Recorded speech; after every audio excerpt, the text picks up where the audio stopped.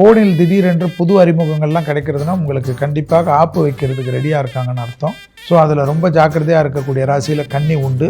கன்னியா ராசிக்காரர்களுக்கு தாய் வழி உறவு, தந்தை வழி உறவு மிகப்பெரிய ஏற்றத்தை ஏற்படுத்தி தரும். கண்டிப்பாக நிறைய பொருள் சேர்க்கைகள் ஏற்படும். வீடு இன்ஸ்டால்மெண்ட் கட்ட முடியவில்லை என்று ஏலம் வரைக்கும் வந்ததெல்லாம் மாற்றி அனுகூலம் காணப்படும். உங்களை விட்டு பிரிந்த எதிரிகள் எல்லாம் ஒன்று சேர்ந்து உங்களிடத்திலே சரணாகதி அடைவது தான் ஆச்சரியமாக இருக்கும். அதனால் பயப்பட வேண்டாம். ஸோ கன்னியா ராசிக்காரர்களுக்கு உடற்பயிற்சி என்பது மிக மிக முக்கியம். அலர்ஜி, ஒவ்வாமை, சளி தொந்தரவில் அதீத கவனமாக இருப்பதும் மிக முக்கியம்.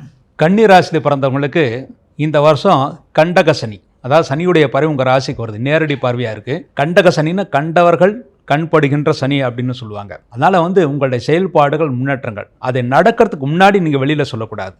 நடக்கிறதுக்கு முன்னாடி வெளியே சொன்னால் அது நடைபெறாமல் போயிடும்.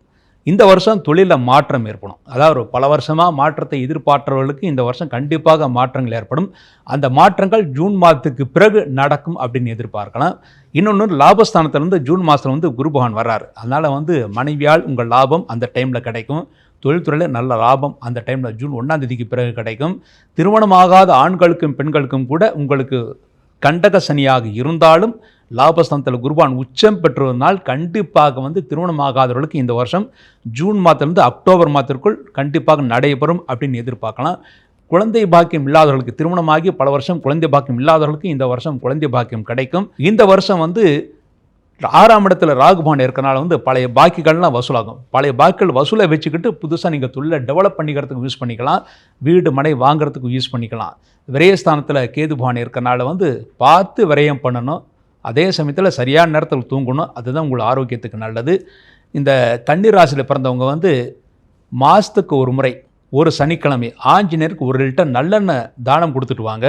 அந்த தோஷம், அதாவது கண்டவர்கள் கண்படுகின்ற அந்த திருஷ்டி தோஷம் விலகி இந்த வருஷம் முழுமைக்கும் உங்களுக்கு நல்லா இருப்பீங்க. கன்னியா ராசி பொறுத்த வரைக்கும் 7ஆம் இடத்தில் கண்டகச்சனி. ஸோ சமூக தொடர்பு நன்றாக இருக்கும். பெயர் புகழ் கிடைக்கும். ஸோ நீங்கள் இருக்கிற துறையில் கொஞ்சம் பேர் புகழ் கிடைக்கும். திருமண வாய்ப்பு உண்டு. கல்யாணம் ஆகிட்டு பிரிந்திருப்பவர்களுக்கு மீண்டும் சேருவதற்கான வாய்ப்புகள் உண்டு. கல்யாணம் டைவர்ஸ் ஆகிடுச்சு, விடோ ஆகிட்டாங்க அப்படின்னா மறுதிருமணத்திற்கு நீங்கள் சின்ன முயற்சி எடுத்தால் போதும். சனி பகவான் உங்களுக்கு நல்ல வரனை கொண்டு வந்து நிறுத்துவார். 6ஆம் இடத்தில் ராகு பகவான் இருக்கிறதுனால எதிரிகளை வெல்லக்கூடிய ஒரு காலமாக இருக்கும். வேலை மாற்றம் உண்டு. கோர்ட் கேஸ் பிரச்சனை சரியாகும். சமரசம் ஏற்படும். உட்காந்து பைசல் பண்ணி உங்களுக்குள்ள காம்ப்ரமைஸாக லோக்க தளத்தில் முடிச்சுக்குவீங்க. சொத்து பாகப்பிரிவினை ஏற்படுவதற்கான வாய்ப்புகள் உண்டு.